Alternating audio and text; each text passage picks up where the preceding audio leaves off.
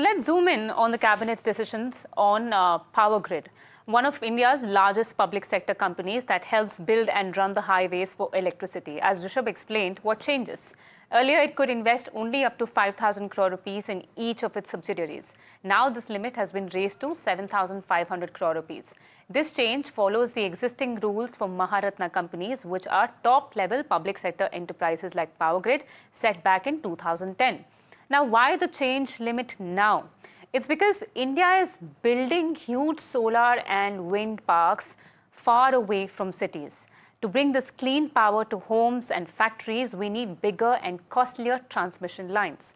The old limit was stopping PowerGrid from bidding on the largest projects, but the new limit removes this hurdle as it can invest a bigger sum. In simple words, this means more clean electricity, lower costs, and faster development for the country. Before I bring in our esteemed guest to discuss this story further, let's listen in to what the IT Minister Ashwini Vaishnav said on the same. Listen in.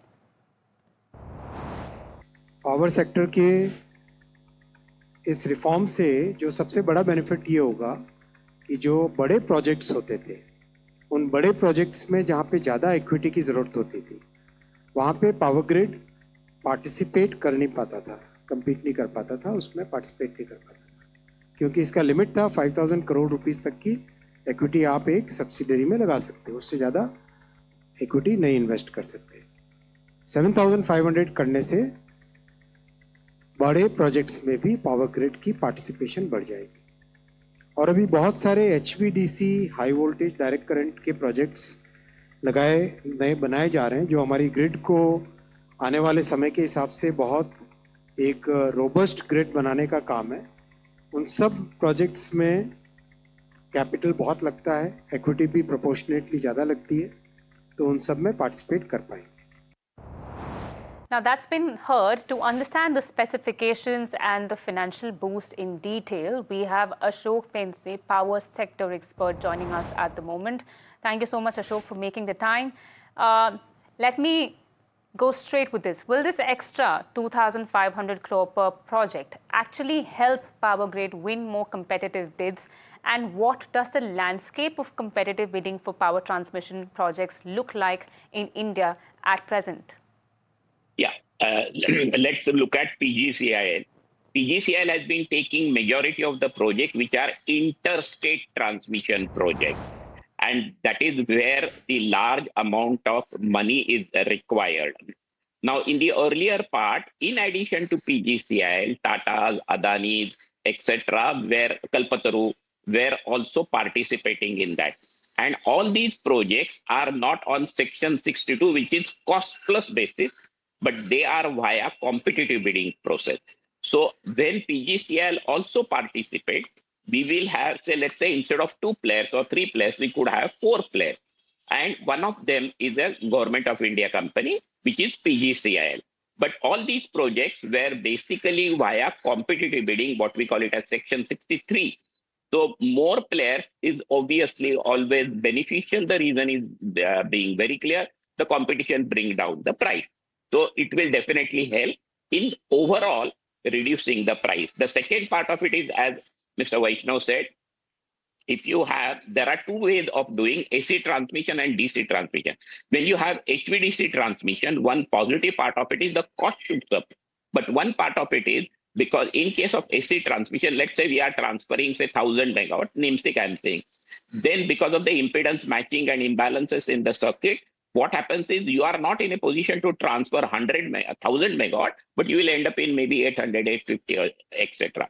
When you have got HVDC transmission, you can transmit the entire 1,000, and the losses in HVDC as compared to the AC are definitely better. So we will have two positive parts.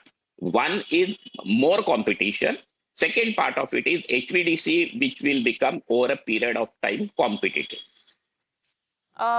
So then a natural question that comes from what you just explained, there are 2 models in which power transmission happens in India.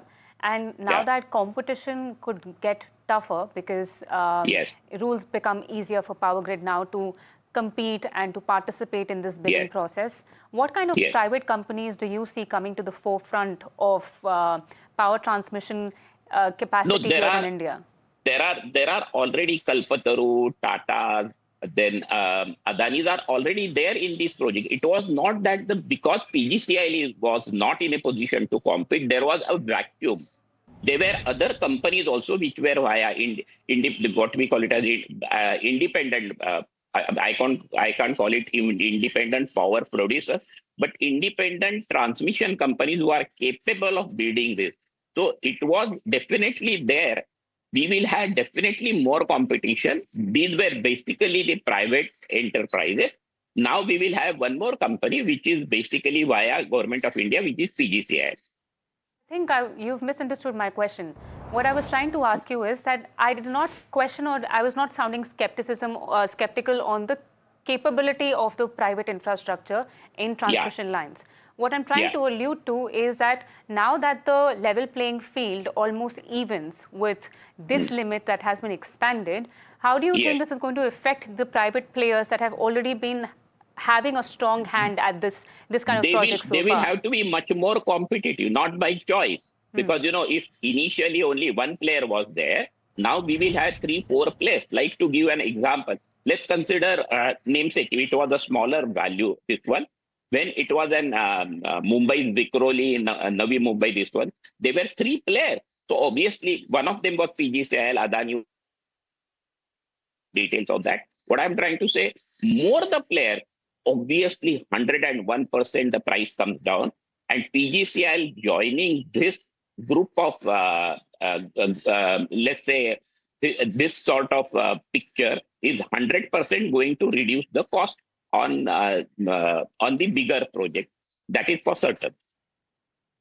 So you made an important point. You said that this is definitely going to bring down the cost of electricity. Yes. For a common consumer like me, how much would that change, and would that be a significant change in the electricity price? Do you think so? See, what happens is, let's put it other way around. Normally, if you break down the electricity bill of our, 75% of the cost comes from one basic part, that is distribution, power purchase cost. Discounts. Then comes the distribution cost. And out of all this, so one power purchase cost is going to generation, rest of the comes to discom. But the transmission cost varies from 3 to 4%. But in the long run, you can see if this transmission cost comes down, roughly I have a feel between 5 paisa to 7 paisa per unit should be the reduction in the price. Okay, that really helps. Ashokji, what other big changes does the power sector still need to fully support India's clean energy goals, according to you?